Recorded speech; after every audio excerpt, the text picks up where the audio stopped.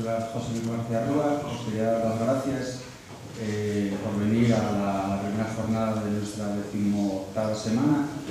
Hemos querido titularla Hablamos de abajo, así en mayúsculas. Nos costó un poco encontrar el título este año para la semana, viendo la situación tanto social, económica, política que tenemos, pues siempre estamos un poco hartos de que haya tanto experto en la televisión, tanto técnico, tanto listo, tanto tecnócrata que sabe de cómo hay que salir de una supuesta crisis que hay. Otros lo llaman crisis, otros lo llamamos capitalismo o fases del capitalismo, otros lo llaman otras cosas.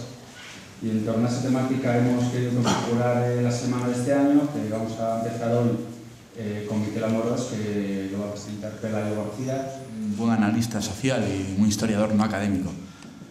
Entró en contacto con la lucha, con las ideas anarquistas y con las ideas situacionistas, en especial en los años 70, en su paso en la Universidad por Valencia. Y obviamente fue fruto de la represión del régimen, que le llevó a conocer las cárceles franquistas y a partir de ahí el exilio a Francia.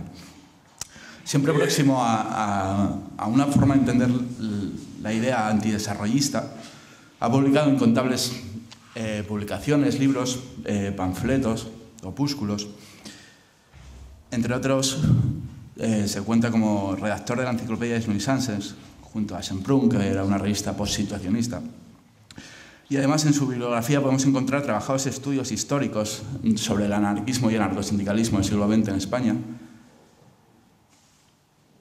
y así como compilaciones de pequeños artículos, de ensayos, en los que siempre hace un lúcido y afilado análisis de la realidad social, desde la crítica a la religión del progreso hasta reveladoras visiones sobre la función, tema que me interesa en concreto, del urbanismo como método de control social.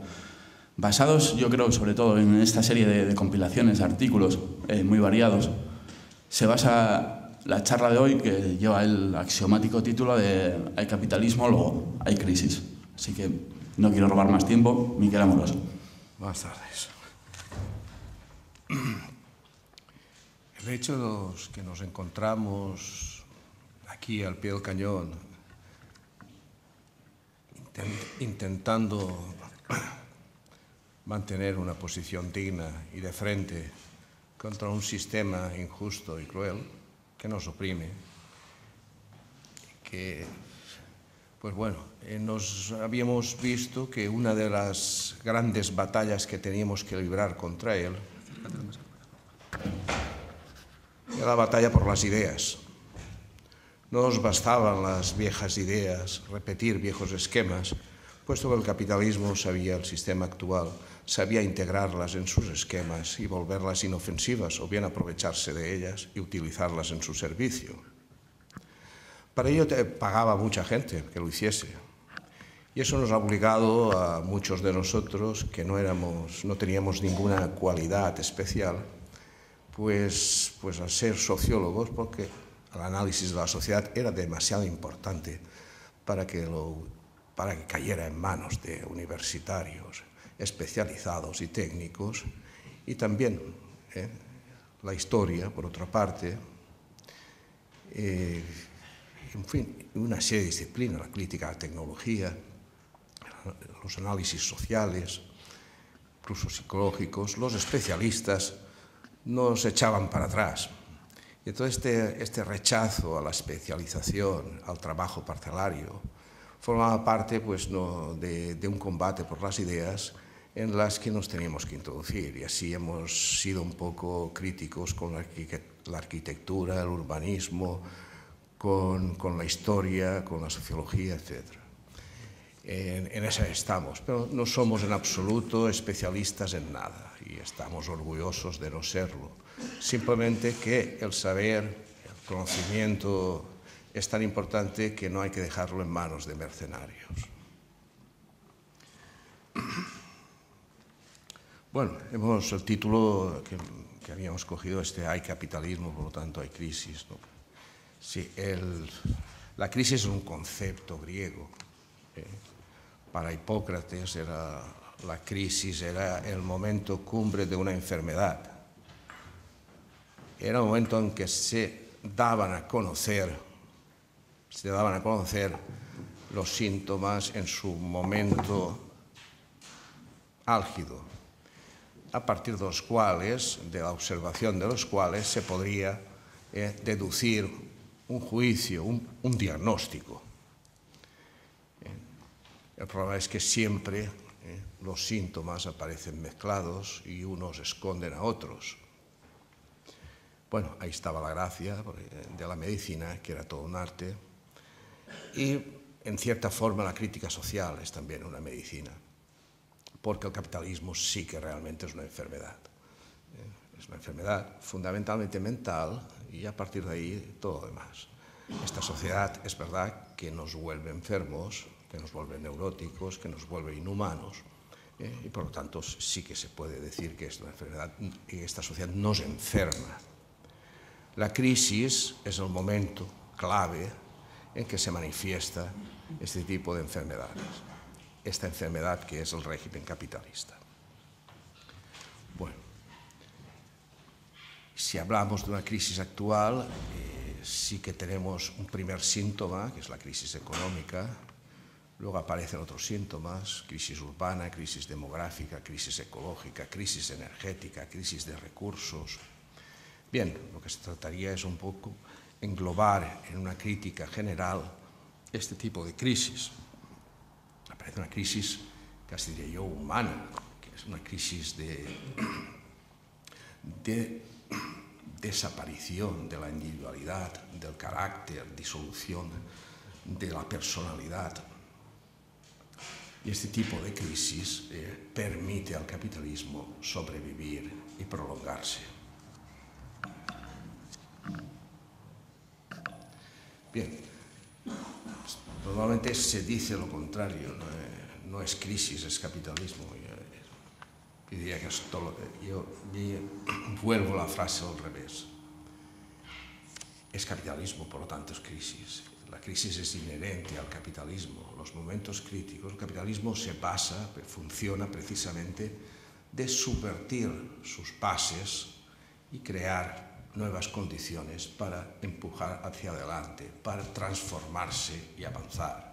El capitalismo no es un sistema estático, es un sistema que llena sus límites, sobrepasa sus etapas y entonces necesita subvertir subvertir la sociedad en la que los fundamentos de la sociedad en la que se basa, para empezar de nuevo, para solucionar sus propios problemas ocasionados por los momentos estos críticos que tiene, por las contradicciones que se le agudizan. Esta evolución a saltos del capitalismo, esta capitalismo que destruye sus bases para crear otras nuevas, es inherente. El capitalismo precisamente se presenta siempre como la solución de todos aquellos problemas que ha creado. Y esto es inherente al capitalismo. Se puede decir que da un salto cualitativo importante en el análisis que suelo hacer yo en el momento de la posguerra, cuando una sociedad artificial, que es la sociedad capitalista, llega un momento en que las fuerzas productivas son eminentemente destructivas. Esto es importante, este aspecto, porque un capitalismo donde las fuerzas son eminentemente destructivas es un capitalismo que no se puede socializar. Es un capitalismo cuyo único remedio es destruirlo, acabar con él, hacer otra cosa. Sus estructuras no son aprovechables. Cuando digo capitalismo no me refiero solo al régimen económico, sino al régimen político que le es consustancial.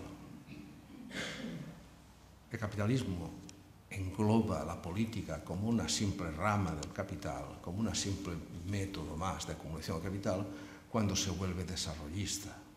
Es decir, cuando prescribe una política en la que el crecimiento va a ser la solución a todos los problemas, tanto sociales, demográficos, ecológicos, etc. El crecimiento económico es la solución. Esta es una política que se inventó Truman, definió que el objetivo de los Estados Unidos era ese, era el crecimiento económico. Y luego de ahí pasó a todos los demás países y se convirtió en la política fundamental de todos los partidos, fuesen de izquierdas o de derechas. Aquí en España esa palabra, concretamente desarrollismo, es una palabra que adoptó el Opus Dei, los gobiernos del Opus Dei de Franco. Y en ese sentido, la idea esta de antidesarrollismo es una idea que nos viene de esos referentes. Nosotros somos contrarios a eso, somos contrarios a un desarrollo de las fuerzas productivas como solución a todos los males sociales. Pensamos que eso coincide con una ideología reaccionaria, burguesa, que por desgracia las fuerzas de izquierda y sobre todo el proletariado adoptó, que es la ideología del progreso. Esta ideología, que es una ideología cristiana, que fue secularizada poco antes de un periodo de la Ilustración, cuando se cristalizó la filosofía y la política burguesa, consistía sobre todo en que la sociedad siempre caminaba, la humanidad caminaba a cotas más altas de justicia e igualdad social, cosa que realmente era falsa. Se pensaba que un avance, un desarrollo científico y tecnológico y político llevaría cada vez más a niveles de igualdad y de justicia. No fue verdad, eso nunca fue verdad. Es más, en los momentos críticos la burguesía no dudó en aplastar a todas las fuerzas que disputaban su hegemonía al nivel que fuese. Y como finalmente la última solución de la burguesía, que fue el nazismo, el totalitarismo, demostraría que la barbarie era el punto culminante del progreso burgués. Esa idea de socializar, de que la burguesía era una idea marxista, la idea de que el progreso tenía que pasar a manos proletarias, que el socialismo sería el desarrollo de las fuerzas productivas, que la burguesía no podía desarrollarlas más, que se necesitaba un poder que fuese capaz de socializarlas. Sería un poco el fallo, el fallo del contenido del programa, que permitió el desarrollo de un movimiento reformista fuerte, la socialdemocracia, porque en este movimiento se pensaba una ideología progresista que es el evolucionismo, se pensaba que siguiendo, adoptando, integrándose en las estructuras legales del sistema capitalista, irían conquistando cotas de libertad cada vez más altas, cosa que desde luego no se cumplió. Bueno, lo que sí pudo hacer es que ideológicamente el capitalismo se encontró desarmado cuando aparecieron las fuerzas totalitarias, fascistas, más aún cuando la Revolución Rusa degeneró hacia el totalitarismo. Y entonces ahí se ve el ejemplo del precio que pagaron los obreros soviéticos por el desarrollo industrial del país. Bueno, lo que no habíamos observado es que ese salto productivista que hubo después de la Guerra Mundial, de la Segunda Guerra Mundial, es el salto que yo señalo donde las fuerzas productivas empezaron a ser eminentemente destructivas. Esto sería claramente los ciclos de la naturaleza, los procesos de la naturaleza, mejor dicho, son cíclicos.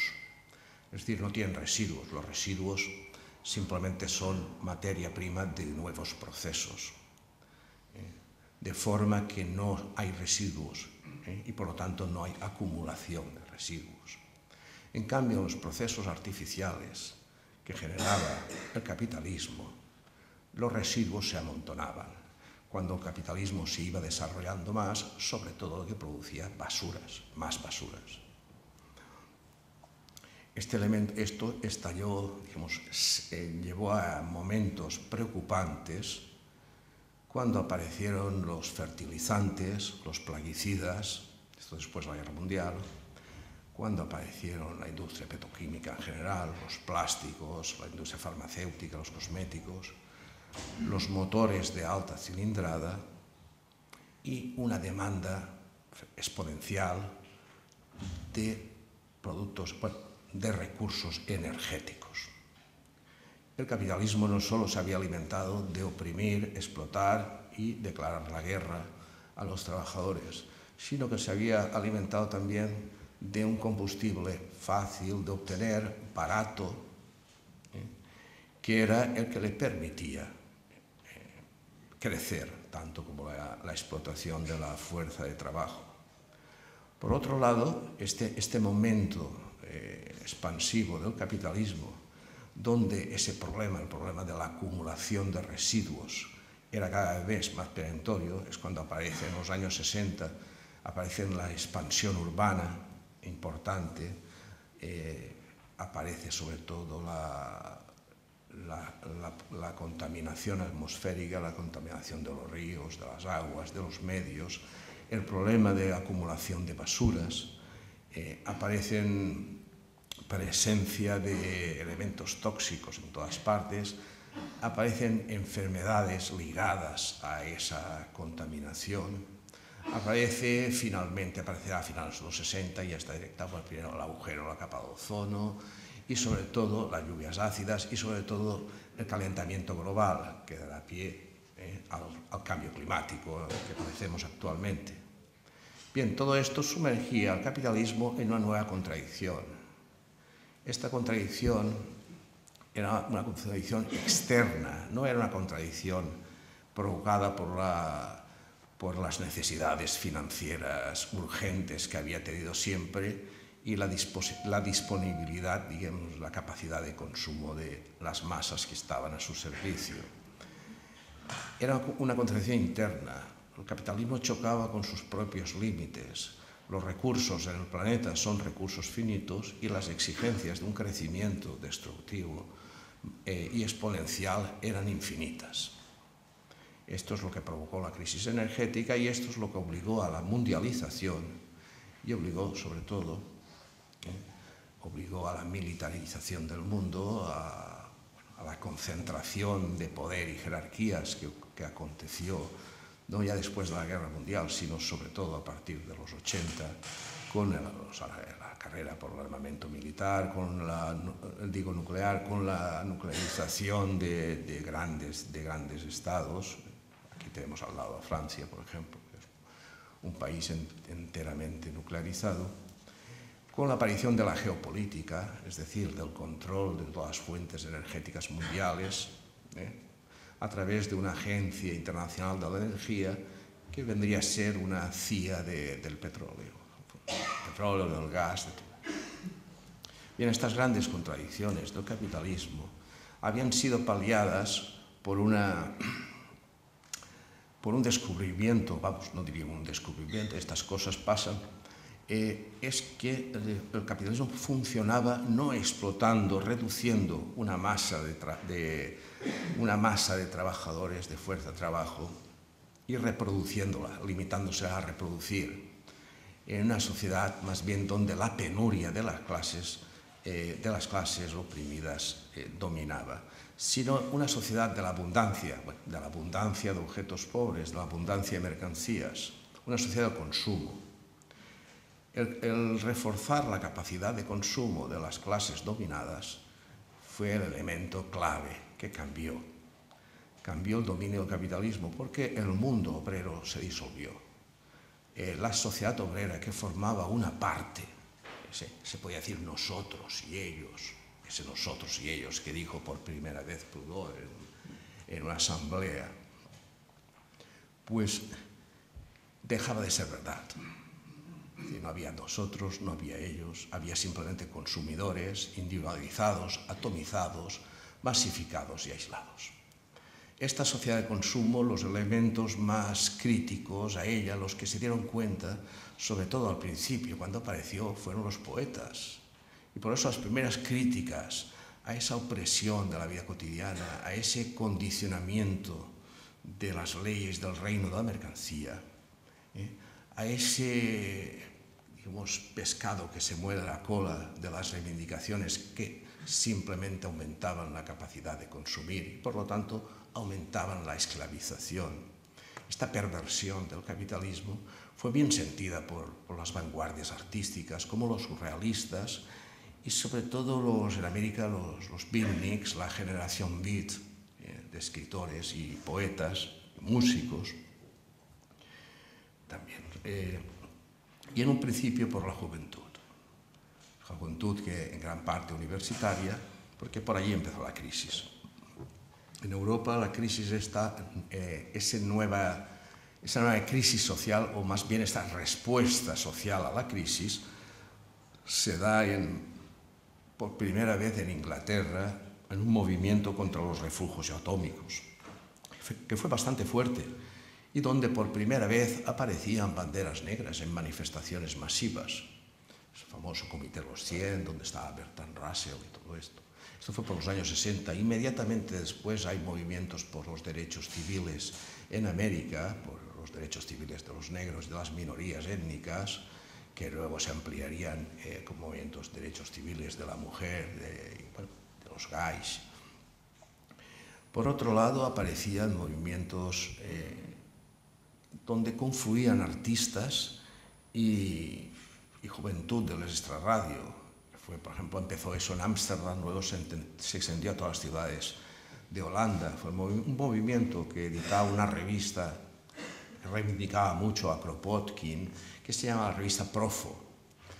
Ellos se definían como representantes del proletariado, ¿no? Utilizaban ese término, en tanto que ellos su táctica, derivada de su táctica se concretaba en la provocación a los valores dominantes. Bueno, estas revueltas, los profos inventaron nuevas tácticas de, por ejemplo, bicicletadas, bloqueos de la ciudad al tráfico automovilístico, concentraciones en una ciudad de Canales bastante maja que se estaba destruyendo, oposición a construcción de nuevos barrios. Y bueno, marcaba una diferencia bastante esencial hasta entonces en el tipo de luchas que habían habido. Luego, cuando ya hubieron huelgas, las huelgas confluyeron con este tipo de agitación en Francia, en el famoso mayo del 68, donde un movimiento estudiantil aparentemente aislado llamó a la huelga general y provocó, coincidió con que habían 10 millones de trabajadores dispuestos a ir a una huelga salvaje, la huelga mayor de la historia que se dice.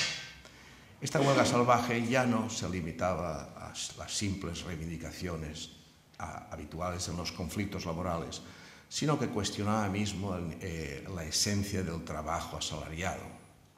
Durante el tiempo que duró esta revuelta, dijimos que creó tal cantidad de ideas que era imposible volver hacia atrás. En el momento que tú aceptabas por un realismo, por un tacticismo, por una visión práctica de las cosas, mantenerte a un esquema estrictamente laboral, estabas ya trabajando para el enemigo, para el Estado. Desde ese punto de vista, el movimiento fue liquidado por eso, porque se aceptó, el gobierno evidentemente, esto es fácil de prever, aceptó todas las reivindicaciones y más bien las elevó al cuadrado, las puso al doble, las multiplicó por 2 o por 3. Días de vacaciones, porcentajes de alzas salariales impensables, con tal de parar todo aquello, y no tener necesidad de lanzar el ejército a la calle, creando situaciones irreversibles. Bien, estamos en esa época. Esta época es justo la aparición del movimiento asambleario obrero aquí en el Estado español, que puso cara a la pared al régimen franquista y fue el verdadero responsable de esa especie de transición maquillada del fascismo hacia unas formas de, yo no diría de democracia, sino de autoritarismo disfrazado, o más bien, sobre todo, de régimen partitocrático, que es un régimen intermedio entre el fascismo y la dictadura. Esto se vio perfectamente en la evolución de este régimen hacia formas cada vez más autoritarias, hacia, sobre todo en el caso este del Estado español, donde el capitalismo era un capitalismo a partir sobre todo de la mundialización, era un capitalismo mafioso, porque el sistema franquista había tocado sus límites, pero entonces se desarrolló, sobre todo al calor de la integración en el mercado europeo, de la participación en los mercados mundiales, se desarrollaron empresas energéticas que alcanzaron rápidamente, y constructoras, sobre todo esas dos, en fin, de más, distribución de otras, que alcanzaron ya cuotas internacionales, se convirtieron en empresas multinacionales. Esta mafia capitalista fue la que en ese momento se asoció al Estado, a la política en sí, la política que ya era desarrollista, que ya está utilizando el dinero liberado de las cajas de ahorros, el dinero de los trabajadores, para fomentar ese desarrollismo insensato que llenaba los bolsillos de las grandes constructoras, de la banca, de los especuladores, de las eléctricas, de las empresas de energía, de petróleo y de gas, de las empresas automovilísticas, etc., los grandes consorcios que dominaban el país, por encima de cualquier interés racional. Y así teníamos que esas fuerzas destructivas incidían muchísimo en el territorio. Y es que, sobre todo a partir de los años 90 y a los años de la aparición de esa la contradicción esta que he señalado sobre recursos infinitos, recursos finitos y exigencias infinitas, llegaba un momento en que se volvía ya muy flagrante, sobre todo en el tema energético, hasta el punto de que empezaron ya a subir los precios seriamente. Evidentemente, las primeras movidas de alzas de precios eran maniobras de las multinacionales para conservar y aumentar sus beneficios, pero el problema era real, en el que se apoyaban. La liberalización de los mercados en absoluto bajó el nivel energético, los precios de la energía, sino todo lo contrario. Entonces apareció un nuevo negocio, que era el de las renovables industriales, el de los agrocombustibles, el del fracking, es decir, el de la explotación de gas no convencional mediante la fractura hidráulica. Y todos estos, y evidentemente un lobby nuclear que presionaba cada vez más porque no cerrara ninguna de las empresas de las centrales nucleares y más bien se construyeran de nuevas. Bueno, este cambio, esta evolución del capitalismo hacia lo verde, hacia la garantía energética, hacia la conservación, digamos, paisajística, hacia la conversión del territorio en un material explotable desde el punto de vista de segunda residencia, turismo, pero sobre todo, siendo el capitalismo mundial y habiéndose deslocalizado hasta extremos bastante alejados de cualquier otra etapa, la circulación era el elemento clave, no era ya la producción. Lo que podía paralizar al capitalismo actual, lo que puede, no es la producción, que es residual. Industrialmente nosotros vivimos una sociedad de servicios, no una sociedad productiva. Era la circulación, ese es el punto débil del capitalismo, circulación de personas, de capitales, de energía. Esa circulación se basa sobre todo en un uso nuevo del territorio. El territorio es soporte de infraestructuras y soporte de negocios de infraestructuras. El capitalismo ya sabía, el capitalismo no tiene origen en el comercio, ni tiene origen en la industria. El capitalismo en gran parte, no digo que no tenga origen, parcialmente sí, pero en gran parte las principales fortunas capitalistas, los principales bancos, nacen de la especulación urbanística, inmobiliaria, nacen de la explotación de infraestructuras o de la construcción de infraestructuras básicas en las ciudades, como eran los ferrocarriles, como eran las infraestructuras hidráulicas. Hay ciudades que no existían hasta que no dispusieron de agua, o existían pero no pudieron multiplicarse por 10, hablamos prácticamente de todas las ciudades actuales, hasta que no dispusieron de pantanos y canales y todo eso para beber. También estructuras de evacuación de residuos, primero de acumulación de basuras, después de incineración sobre todo y mínimamente de reciclaje. Y bueno, todos estos tipos de infraestructuras energéticas también dieron lugar al capitalismo. A gran parte del capitalismo se basó en ellas. Infraestructuras del transporte, sistemas de tranvías, todo esto, sistemas de autobuses, todo eso está ligado a la aparición de un tipo de capitalismo, que es el capitalismo que aparece en los años 30, o principios del siglo XX.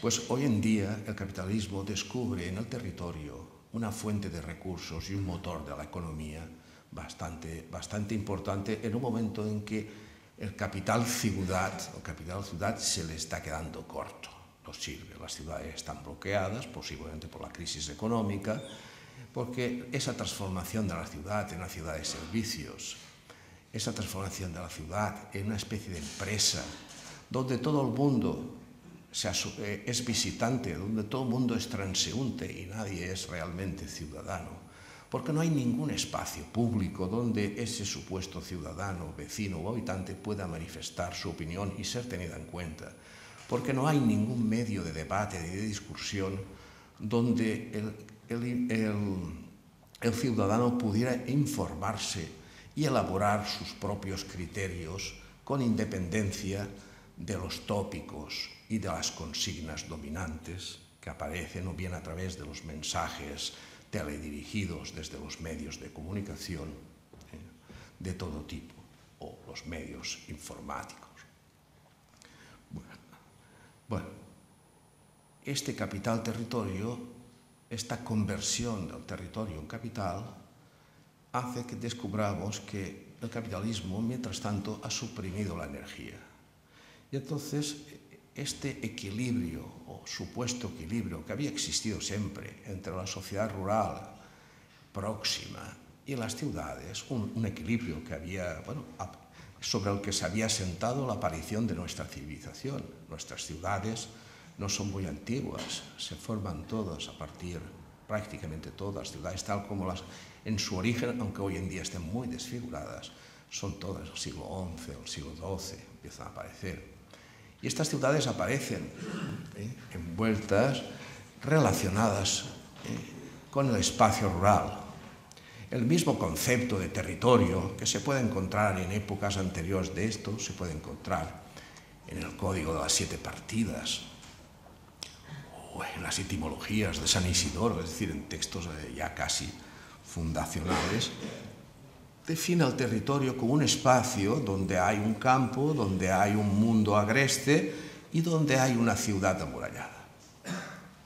Es decir, que la palabra territorio no sería un espacio no urbano, como ahora se podría vender, como lo que no está urbanizado, sino que era un todo equilibrado y unitario entre la parte urbana y la parte agrícola, de la cual se alimentaba, suministraba alimentos, cuidaba de los campos, de los jardines, del paisaje, y ponía todo en relación.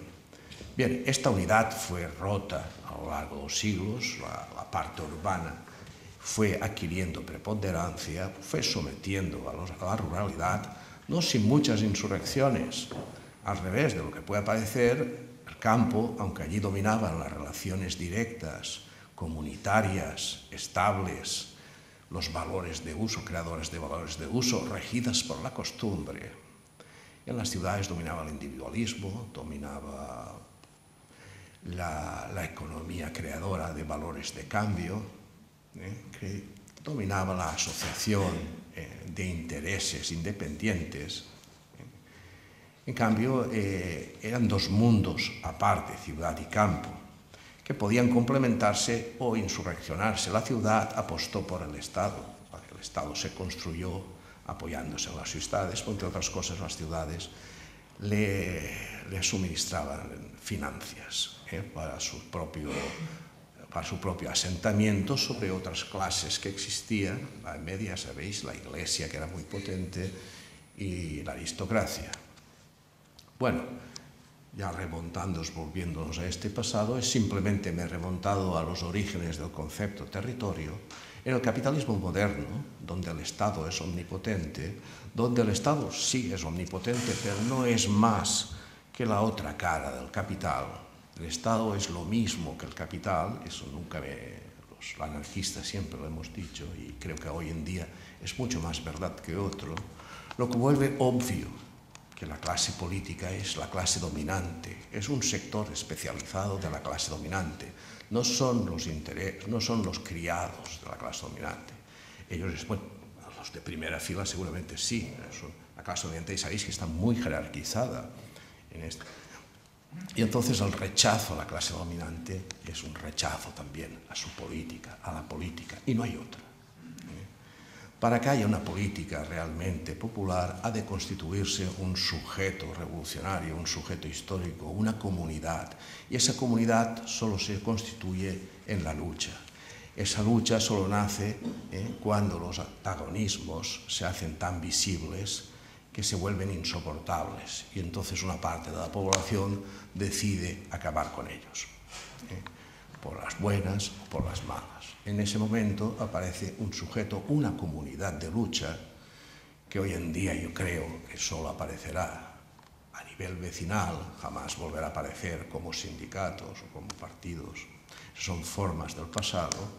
Hoy en día estas comunidades antiestatales, estas comunidades que si quieren ser libres tendrán que desestatizarse, desindustrializarse, incluso desurbanizarse. Estas comunidades nacen de la agudización de estos conflictos. Estos conflictos ocurren, y es una cosa bastante evidente, ocurren en gran parte fuera del escenario urbano, es decir, en el terreno de los grandes negocios, en el territorio. Entonces, la cuestión social tiene un aspecto cada vez más evidente como cuestión territorial. Nosotros podemos pensar que nos puede venir bien el que construyen en circunvalación una nueva autopista que destruya tierras de cultivo, pero en fin, lo que están construyendo es algo que empeora nuestro modo de vida, lo vuelve más esclavo, más dependiente, más domesticado y más neurótico, más patológico, desde luego. Bien, este tipo de vida está muy ligado a la aparición de esas infraestructuras.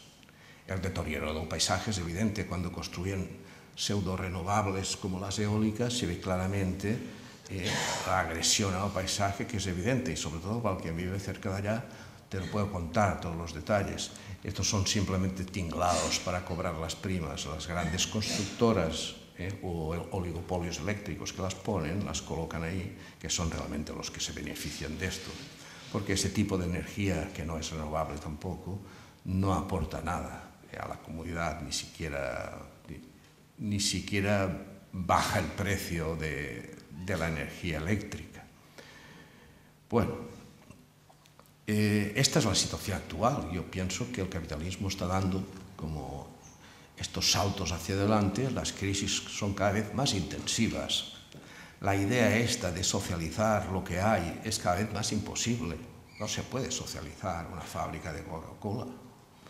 A lo sumo se podría utilizar para producir otra cosa, pero el mismo sistema fabril, ya se sabe, simplemente si tú entras a trabajar en una fábrica, sea en un país supuestamente socialista, sea en un país capitalista, la diferencia es lo mismo, serás un desgraciado, un oprimido, un obrero allí que trabajará para un sistema, en el cual una serie de burocracias, siempre el sistema fabril necesita de jefes, las grandes ciudades necesitan de burocracias administrativas, el mundo capitalista complicado, tan complicado, necesita siempre de estructuras jerárquicas grandes. Y entonces siempre serás un objeto, un peón en manos de estas grandes maquinarias, de estas megamáquinas que existen desde tiempos antiguos, desde que existen los estados y los imperios. Bueno, para dar una imagen, digamos, demasiado triste del presente, porque claro, en cada parte pues cocerán las habas de una manera u otra, sí que el capitalismo abre muchos frentes de lucha. El capitalismo, cuando más se complica, es como todo principio de complicación, más vulnerable se vuelve. Es decir, los ataques a los puntos centrales, a las infraestructuras, por ejemplo, repercuten mucho más en el funcionamiento total del sistema y tienden más a colapsarlos, sobre todo los cortes de energía y todo esto son fundamentales, que son tan fundamentales para el funcionamiento, alteran muchísimo la lucha. Luego está otro frente de lucha, que hoy en día hemos tenido el caso Gamonal, pero en fin, que es un caso que es bastante universal, porque se ha dado, se ha repetido en Turquía, se ha repetido en Hamburgo, se ha repetido en Londres, en las ciudades francesas, en fin, en bastante más ciudades, en ciudades de México, en Oaxaca, llevan varios años ya, hay como 15 años o así de revueltas urbanas, y entonces nos damos cuenta, o podemos, sacar la conclusión de que a medida que las ciudades crecen, se convierten en conurbaciones, en aglomerados incontrolables, imponen en sus periferias, en sus guetos, unas condiciones de vida tan indignas que a poco que despierte la rabia entre la población que la sufre.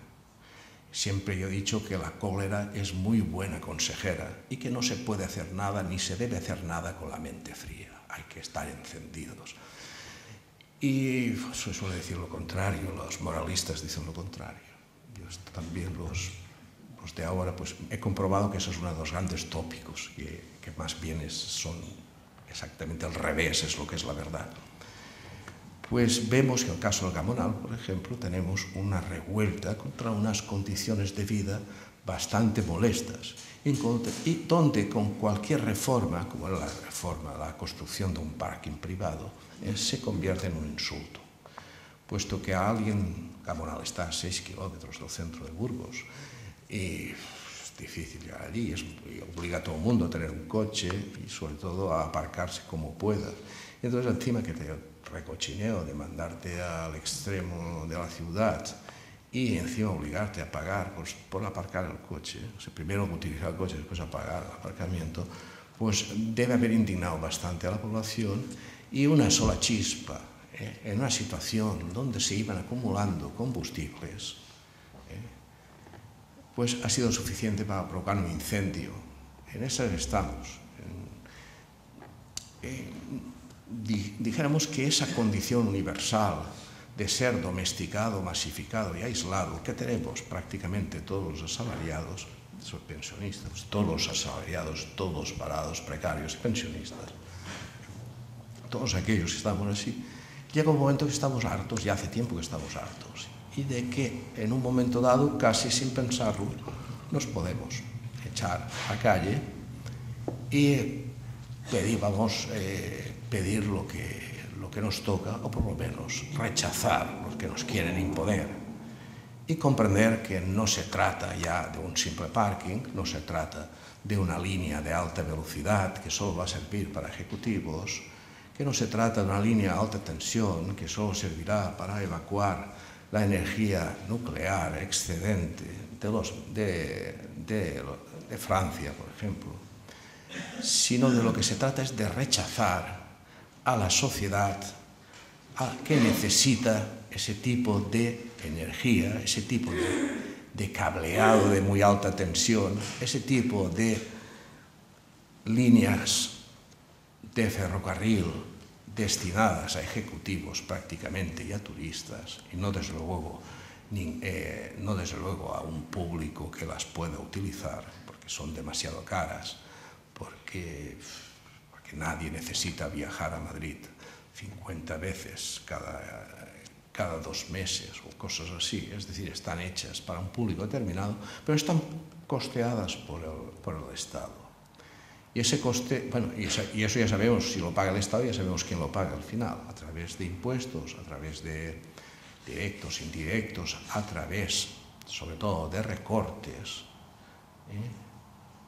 El Estado pues la sacará de una forma o de otra.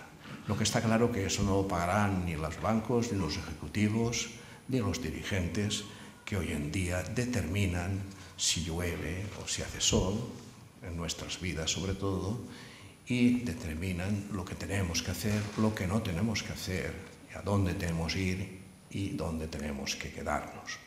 Esto es un poco esa determinación de todos los momentos de nuestra vida, que sigue las reglas de la alta política, de las altas decisiones políticas y de la acumulación de capitales. Pues esto es lo que este tipo de revueltas han dicho basta. En realidad se trata de ser conscientes de eso. Bien, no me voy a extender mucho más, simplemente recalcar que todo cambio social tendrá que ser un cambio radical. Los cambios radicales se suelen llamar revoluciones, no tienen otro nombre, no se pueden disimular. No hay caminos secundarios, no hay vías paralelas, ¿no? Es que podíamos hacer una manifestación pacífica. No, ellos tienen todas las fuerzas, no nos está permitido moralmente ser pacíficos, dijo un filósofo, Anders, concretamente. Él lo decía cuando veía a la gente que estaba fabricando instrumentos, armas atómicas, decía, contra esta gente no podemos ser pacíficos, estos nos van a exterminar. Y es verdad, en general, se puede decir para toda forma, nos están imponiendo estilos de vida que no queremos, que son insanos, que son frustrantes, nos están volviendo infelices. Y contra eso nos rebelamos. Hay caminos para hacerlo. Estos cambios radicales implicarían un cambio, sobre todo, espacial. El espacio de la libertad no es el asfalto. No es los espacios suburbanos motorizados, etc. Ese es el espacio del consumo, ese espacio donde todo se puede comprar y todo se puede vender. El espacio donde puede nacer más el don, la creatividad, es el espacio rural. Entonces, todo cambio radical vendrá también de una revuelta, de un retorno a lo rural, de un reequilibrio con lo rural. Pero claro, ese reequilibrio, ese retorno no puede ser un retorno por la vía de los negocios, es decir, construir, aprovechar otra vez, exprimir más el territorio y convertir en una especie de fuente de producción sana para yuppies, para las clases medias que sobrevivan en la ciudad. Sino tiene que ser una cosa más popular. Hay gente que no tenía más remedio que ruralizarse porque no podía vivir en las ciudades y ha descubierto que en el campo, que en las tradiciones, que en el pasado histórico del campo, que en la vida, en la manera de transcurrir el tiempo allí, las cosas funcionan mejor, que se puede reconstruir una colectividad como antes ha existido en el campo. Los campos habían bienes como vuelta a los trabajos comunales, todo esto había existido y había dado una estabilidad enorme a la sociedad agraria. Bueno, hay quien piensa que hay que reconstruir esa sociedad agraria. Esto se reconstruirá desde las ciudades. Sí que hay ejemplos de híbridos, de colaboración entre vecinal, en la cual no solo son luchas, sino son logísticas, son aspectos como son los bancos de tiempo, como son los comedores populares, como son los huertos urbanos, como son los grupos de consumo, como son la moneda social, etc. Hay muchos elementos de estos que si están al servicio de una lucha por la libertad, por una sociedad justa, entonces sí, por la construcción de una comunidad, una sociedad comunitaria, igualitaria, autogestionada, como queramos decir, entonces sí, estos elementos constructivos pueden ser esbozos, pueden ser herramientas que nos guíen en lo que queremos hacer, en este proceso de desfinanciarización, este proceso de abolición del dinero, de intercambio directo, de construcción de una economía solidaria, donde lo que es sociedad y lo que es economía no esté separado. Bueno, todo esto está ahí, está pasando, hace 5 años esto era chino, para quien lo quería decir, hace 25 años todavía era más chino. Hoy en día que la destrucción se ve por todas partes, que la vida urbana es frustrante, que hay gente que descubre que, bueno, que las tomates crecen en determinado tiempo del año y que es interesante cultivarlos, incluso saben mejor que lo que compras en grandes superficies, pues bueno, es un elemento estimulante. Si eso le añades lo que no puede faltar a eso, que es esto es un momento, como todo cambio social, es un cambio constructivo y destructivo. Si añades el elemento de combate, el elemento negativo, ya tenemos el esquema más o menos formado, es decir, ya tenemos más o menos el trabajo del sujeto histórico que he dicho, del nuevo proletariado, podríamos llamarlo, y ahí tenemos ya lo que hay que hacer, lo que está haciendo. Estas son cosas que pasan a un nivel muy puntual, muy primario. Estamos en un momento en que el mundo capitalista antiguo o de la fase anterior se está desmoronando para construir, está apareciendo un capitalismo mucho más agresivo, pero lo que suele pasar es que contamos todavía con la mentalidad que era más inherente al capitalismo de la fase anterior. No hemos olvidado todavía los valores de las luchas anteriores. Y hay que ver que bueno, tampoco hay que perder la memoria de dónde estamos ni quiénes fueron nuestros enemigos. Pero desde luego hay que mirar hacia adelante y ver cómo el capitalismo, en qué puntos están débiles, cuáles son nuestros aliados verdaderos, nuestros vecinos, y con qué gente hemos de agruparnos para acumular fuerzas y lanzarnos hacia adelante. Y ahora sí, pongo punto final a esta charla. Si alguien quiere apuntar alguna objeción o no le ha gustado, o piensa de otra forma, o quiere preguntar algo. Yo creo que compartimos en gran medida, ¿no? Porque lo estamos sufriendo, ¿no? Entonces has dado como solución, o has apuntado una revuelta, una revolución, a partir de la indignación. Así que, bueno, pues esto va a ir deteriorándose, se va a ir acumulando la tensión y en un momento dado pues se va a producir una revolución, ¿no? Eso es una secuencia histórica, una experiencia histórica ya vieja, ¿no? Las revoluciones, siempre hubo revueltas, ¿no? Cuando el ciudadano estaba muy oprimido, había revueltas. Pero yo creo que hay un factor que no has mencionado, que es muy importante, que es el factor cultural. Es decir, tiene que haber indignación, pero yo también creo que tiene que haber ideas claras, compartidas, y que sean capaces de definir una alternativa. Pero sí he empezado diciendo ya que la lucha sobre todo es una lucha por las ideas. El capitalismo ha triunfado en un sentido, o sea, ha conseguido que la gente esté satisfecha de ser ignorante, que acepte, se resigne a su desconocimiento, a su ignorancia. Y esto es terrible, porque todas las revueltas parten de cero. Lo que había habido siempre en las revueltas es esa acumulación de experiencias que hacía decir esto de que una derrota es simplemente el principio de otro combate, que valían más a veces las derrotas que las victorias.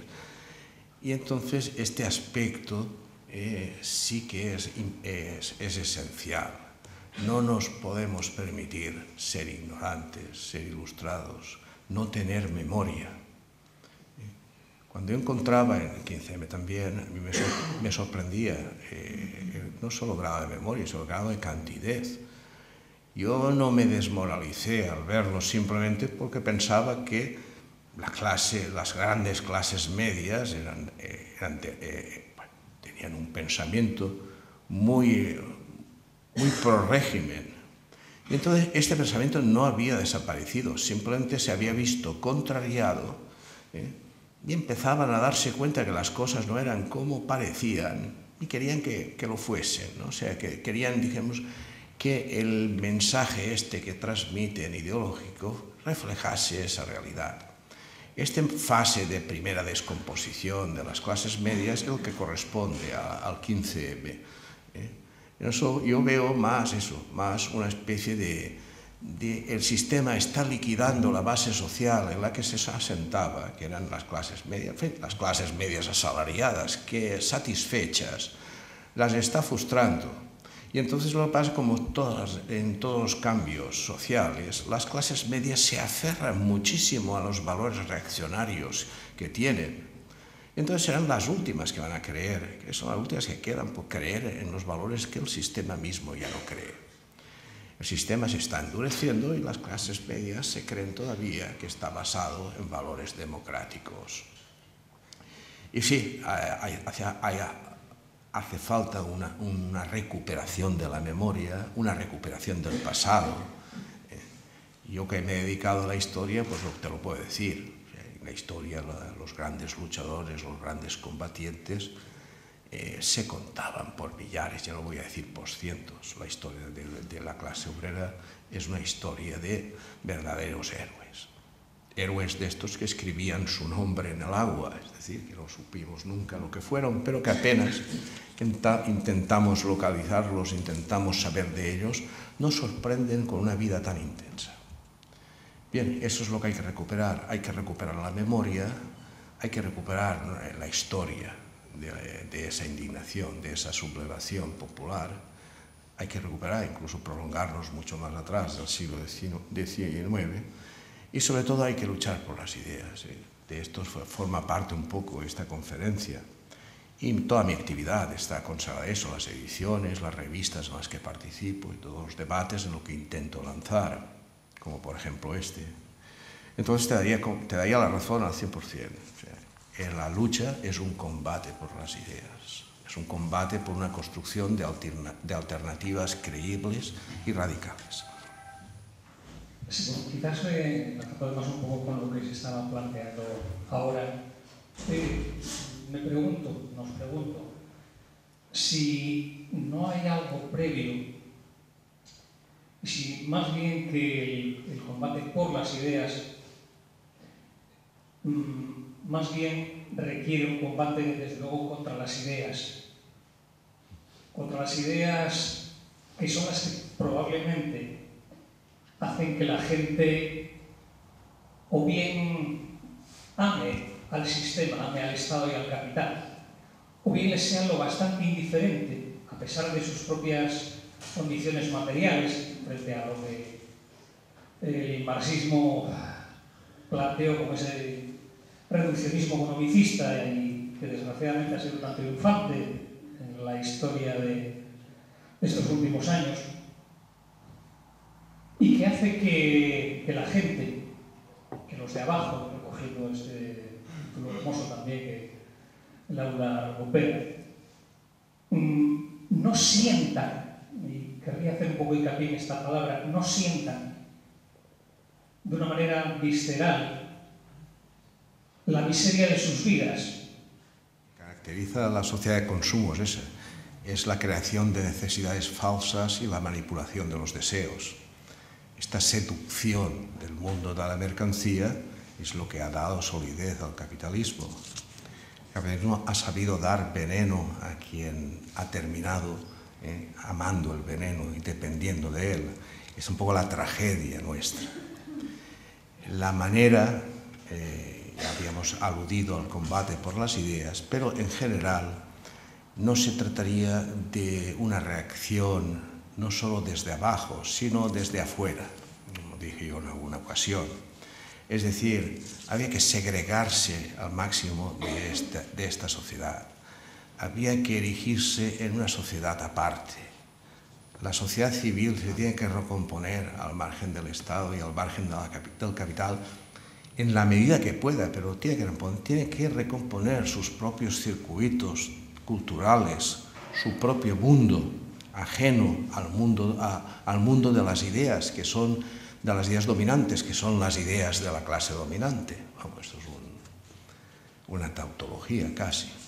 Entonces, esta gran diferencia que había, no se puede conquistar desde dentro el sistema, no se puede penetrar por los resquicios que este sistema de libertad nos pueda permitir, porque todos los caminos están sellados. Hay que organizarse aparte, desde fuera, hay que segregarse, hay que desertar.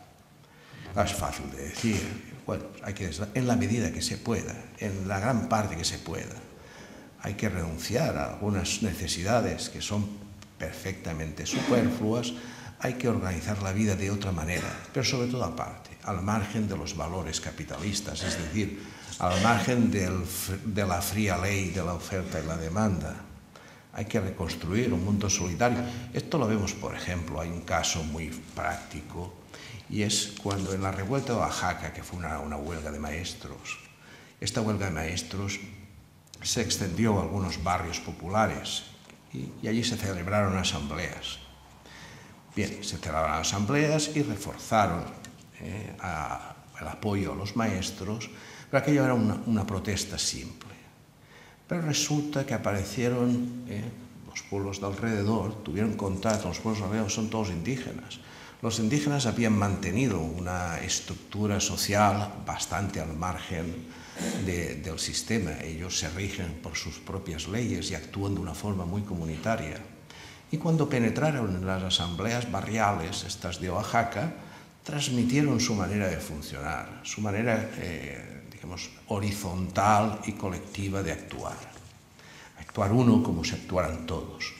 Bueno, eso transformó la revuelta y eso pudo alargar la revuelta muchísimo tiempo.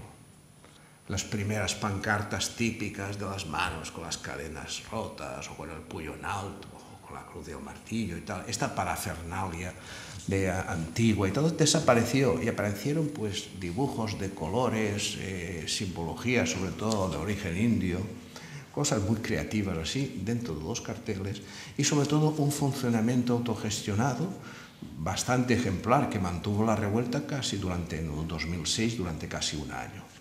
Bien, esto se repitió en algún lado, por ejemplo en El Alto, que es un barrio periférico de La Paz, y bueno, también en Chiapas es más conocido, aunque está también más mediatizado, este tipo de estructuras. Pero lo bueno es que de ahí podemos sacar un ejemplo, y es que el funcionamiento comunitario que se ejercita, porque enseguida cuando se funciona colectivamente se crean grupos de abastecimiento, se crean grupos que se encargan de tareas de autodefensa, se crean grupos que se tratan de informar, de elaborar de los medios de comunicación, de buscar alianzas, contactos, etcétera, de organizar acciones. Entonces, este funcionamiento colectivo y asambleario, hay que decir que las asambleas duraban horas y horas, eran eternas, duraban 6, 7 horas a veces. Se ponían allí a discutir, no acababan nunca. Entonces, esta necesidad de comunicarse tan fuerte y de actuar así, de conjunto, lo habían aportado ese espíritu indígena que no estaba todavía pervertido, o no lo estaba mucho, en relación a los habitantes de ciudad. Entonces, este podría ser un ejemplo a seguir, un ejemplo de cómo organizarse al margen de todas las instituciones dominantes que reproducen las jerarquías, las delegaciones, etc. Y organizarse de una forma horizontal, autogestionada y sobre todo aparte. Hago una pregunta. Si, como hablaste de que tomar las fábricas muchas veces ya no tiene sentido, y ya dejas consigna del obrerismo, fuiste el ejemplo de Coca-Cola, quizás que se debemos hacer ahora, en vez de tomar, para que debemos de abandonar la fábrica, ¿no? Y entonces... Es decir, ¿qué hacer con las fábricas? Se pueden utilizar las máquinas para hacer otra cosa. Seguro que hay obreros que han trabajado en tornos y en máquinas de herramienta que te podrían hacer montones de cosas, las podrían utilizar en otros sentidos. Se podía, sobre todo, destruir este esquema fabril y productivista y ponerse al servicio no de una economía del beneficio, sino de una comunidad. A ver en qué sentido eso podía servir. Bien para fabricar armas de defensa, bien para fabricar, en otras ocasiones ha pasado. Aquí en las huelgas de astilleros y compañías se utilizaban tirachinas y todo, incluso bazocas de estos fabricados en las factorías. Se puede hacer, sí, la autogestión. Está claro que hay que desmantelar el sistema industrial, pero hay problemas, por ejemplo, el problema del abastecimiento es un problema inmediato. Las ciudades se abastecían de los huertos próximos hasta los años 50. A partir de ahora, claro, toda la alimentación viene de fuera. Una ciudad sin abastecerse se quedaría colapsada en 3 o 4 días, habría hambre enorme. Entonces, para eso habría que expropiar inmediatamente las grandes superficies y luego instalar a la gente en el campo, habría que garantizar todo eso. Son problemas si ocurren así de golpe y porrazo, y seguramente el capitalismo provocará ese tipo de crisis para aplastarlo con facilidad. Bien, esto será un momento, la logística, las infraestructuras es un gran problema, la manera de cómo alimentarse, cómo abastecerse, cómo defenderse, será un gran problema en las revueltas. Lo ha sido siempre y habrá que solucionarlo, si no, no tienen futuro. Has traído, Miquel, uno de tus últimos trabajos, Argelaga. ¿Cómo se pronuncia? Esta es una revista, ¿puedes hablarnos un poco de ella? Revista antidesarrollista y libertaria, número 3. Donde exponíamos algunas ideas. Y en estas luchas contra la alta tensión habían sabotajes de torres de estas eléctricas, y sobre todo íbamos a los huecos, a los socavones estos, donde iban a construirse los cimientos de las torres, y se rellenaban de piedras. Yo, la verdad, participé de lejos en esto, pero en fin, mis compañeros que estuvieran bien implicados allá se lesionaban con una planta que era lleno de espinas, una planta muy espinosa que abundaba mucho por el territorio, que se llama argelaga. Aquí se llama aulaga o aliaga, en general, tojo a veces, los gallegos lo llaman toixo, o sea que es una planta que está bastante presente. Como era una planta que tenía muchos espinos, y como hay un refrán valenciano que decía eso de hablas como una argelaga, suavemente como una argelaga, es decir, una frase irónica, pues nosotros nos dirigíamos a un público suavemente como la aliaga, como el tojo. Nos hacemos eco de todas las luchas en defensa del territorio, las luchas en defensa de los presos, etc. En fin, todas las luchas sociales que valen la pena reivindicar y de las cuales vale la pena aprender. Yo creo que vale la pena aprender de todas las luchas. Nosotros intentamos reflejar aquellas que nos pueden enseñar más en la medida de nuestras capacidades, que son poquitas.